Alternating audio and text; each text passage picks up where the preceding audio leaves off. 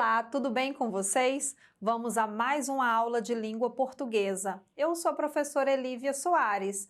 Hoje nós vamos falar da leitura como fonte de divertimento e informação. Na aula anterior, falamos sobre o texto expositivo e estratégias de leitura de um texto expositivo. Hoje nós vamos entender e perceber o quão importante é a leitura.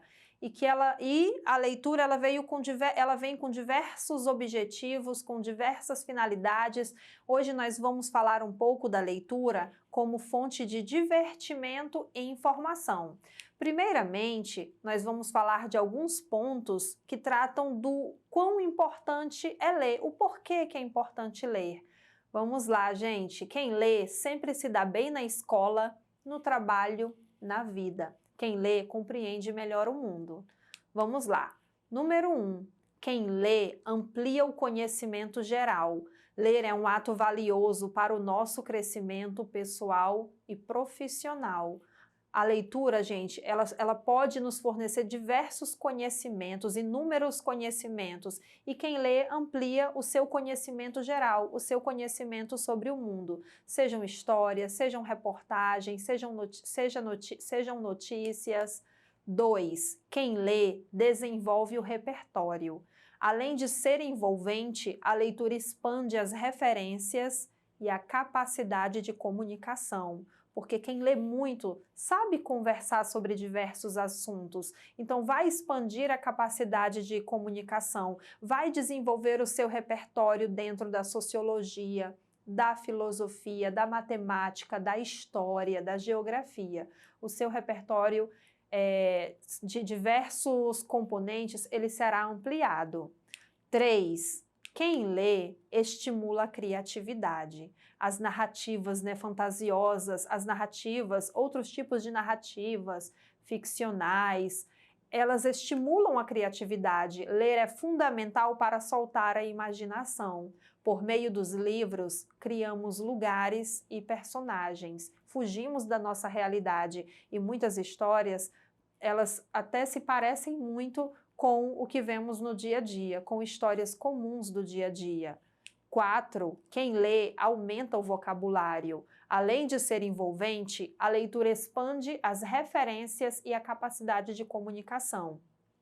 Quem lê, gente, aumenta o repertório vocabular, porque aí você está conhecendo um maior número de palavras, né? Então, você nem percebe que o seu vocabulário ele vai ampliando e você vai conhecendo mais significados e observando que cada palavra ela pode ter um sentido diferente, uma conotação, uma denotação dentro de determinada leitura. Você vai observando o autor de um texto, como ele escreve, o objetivo daquele autor, se ele possui alguma crítica, uma ironia, você vai desenvolvendo toda essa capacidade leitora.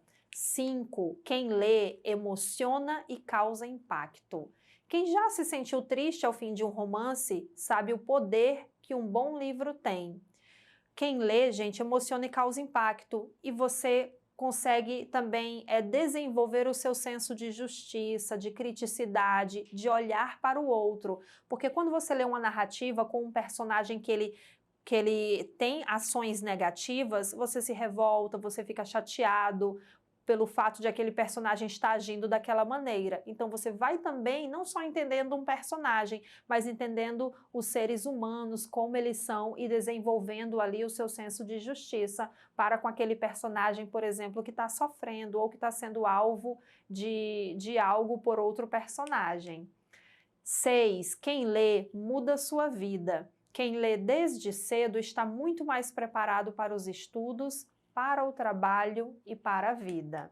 7. Quem lê liga o senso crítico na tomada. Livros, inclusive os romances, nos ajudam a entender o mundo e nós mesmos. Os romances, gente, até de outros séculos, você consegue entender como era ou como é a sociedade da época do livro que você está lendo, como se vestiam, como era o papel da mulher, do homem, como funcionava uma sociedade. Você entende isso através dos personagens, através da narrativa de um autor.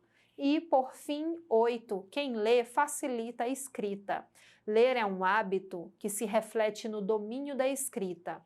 Quem ler mais, escreve melhor. Gente, falado da importância da leitura, o motivo de se ler, agora, o motivo, né, por que devemos ler, nós vamos ler um texto intitulado Primavera Árabe. E o que é a Primavera Árabe? Será que esse título, que ele tem um aspecto positivo por tratar de uma estação do ano muito bonita, primavera, será que ele tem esse significado? Vamos ler esse texto para você entender o que é a Primavera Árabe? Vamos lá. A Primavera Árabe não se trata de um evento, de algo breve ou de uma estação do ano. Trata-se de um período de transformações históricas nos rumos da política mundial. Entende-se por Primavera Árabe a onda de protestos e revoluções ocorridas no Oriente Médio e norte do continente africano, em que a população foi às ruas para derrubar ditadores ou reivindicar melhores condições sociais de vida. Tudo começou em dezembro de 2010, na Tunísia, com a derrubada do ditador Zine El Abidine Ben Ali. Em seguida, a onda de protestos se arrastou para outros países.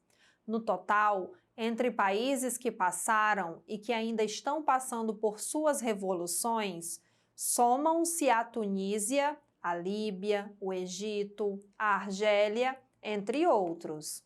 Gente, vocês observaram que esse texto, Primavera Árabe, o título não tem relação com o que imaginávamos que seria. A Primavera Árabe trata-se de uma onda de protestos. Então você observa que uma leitura tão rápida, um texto tão curto, você conseguiu obter mais conhecimento, né? Você aumentou o seu conhecimento com a leitura rápida. Então, observem que nesse texto predomina a informação. O tema da nossa aula de hoje é a leitura como estratégia de divertimento e informação. Esse texto, ele traz a informação para o leitor, ele traz mais conhecimento, no caso, sobre o que é a Primavera Árabe. Agora vamos ler outro texto de Luiz Fernando Veríssimo. Se você já conhece o escritor, sabe que ele é um escritor contemporâneo e que ele escreve crônicas. O texto é intitulado Inimigos. Vamos lá? O apelido de Maria Teresa para o Norberto era Quequinha. Depois do casamento, sempre que queria contar para os outros uma de sua mulher, o Norberto pegava sua mão carinhosamente e começava. Pois a Quequinha e a Quequinha, dengosa, protestava. Ora, Beto! Com o passar do tempo, o Norberto deixou de chamar a Maria Teresa de Quequinha. Se ela estivesse ao seu lado e ele quisesse se referir a ela, dizia: a mulher aqui, ou, às vezes, esta mulherzinha, mas nunca mais Quequinha. O tempo, o amor tem 1000 inimigos, mas o pior deles é o tempo. O tempo ataca em silêncio, o tempo usa armas químicas. Com o tempo, Norberto passou a tratar a mulher por ela. Ela odeia o Charles Bronson. Ah, não gosto mesmo. Deve-se dizer que o Norberto, a esta altura, embora a chamasse de ela, ainda usava um vago gesto da mão para indicá-la. Pior foi quando passou a dizer essa aí e a apontar com o queixo. Essa aí, e apontava com o queixo, até curvando a boca com um certo desdém. O tempo captura o amor e não o mata na hora. Vai tirando uma asa, depois a outra. Hoje, quando quer contar alguma coisa da mulher, o Norberto nem olha na sua direção. Faz um meneio de lado com a cabeça e diz: aquilo. Gente, observem que esse texto do Luiz Fernando Veríssimo, se trata de uma crônica, então logo se trata de uma narrativa. Tem personagens, narrador, tempo, então a tipologia é narrativa. Esse texto, ele não veio com o objetivo de te trazer o conhecimento sobre determinado conteúdo. Esse texto, ele veio com o objetivo de te entreter, de te divertir. Ele traz uma reflexão sobre o relacionamento amoroso, sobre como o casal se trata no início de um relacionamento e como eles vão se tratando, né, vão se perdendo o tratamento afetuoso, carinhoso no decorrer do tempo, no decorrer dos anos. Então, por mais que ele traga uma reflexão, esse texto, ele não tem o objetivo de informar, ele tem o objetivo de entreter o leitor. Ele se trata de uma narrativa, ele traz o divertimento, uma leitura prazerosa. Entenderam que hoje nós falamos sobre a leitura como fonte de informação e divertimento? Você pode utilizar as leituras para vários objetivos, para se informar, para se divertir. A leitura, ela vai te trazer todos aqueles pontos positivos que nós falamos lá no início da aula. Agora nós vamos ler mais uma tirinha, para você observar se essa tirinha ela trata de uma fonte de divertimento ou informação. Vamos lá. Nós temos uma tirinha que está escrito Produto Interno Bruto e a imagem ela te explica de maneira engraçada, de maneira divertida, de maneira cômica, o que é o Produto Interno Bruto. No segundo quadrinho abaixo, nós temos escrito renda per capita e observem que as frutas que estavam dentro de um saco, elas são divididas entre as crianças, explicando de maneira simples o que significa renda per capita. Lógico que o termo, dentro da geografia, ele tem um conceito mais complexo, mas é para te mostrar de maneira mais simples, mostrando também de maneira mais divertida.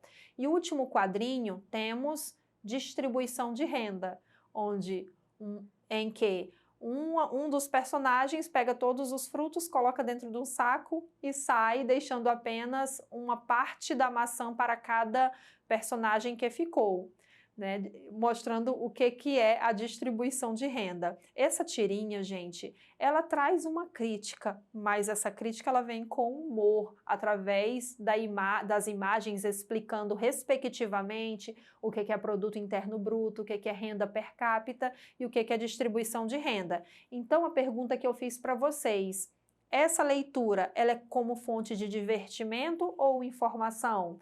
No caso, gente, essa leitura é informação e divertimento. Ela é os dois ao mesmo tempo, porque te explica conceitos de maneira simples e te diverte também. A tirinha, ela entrete o leitor.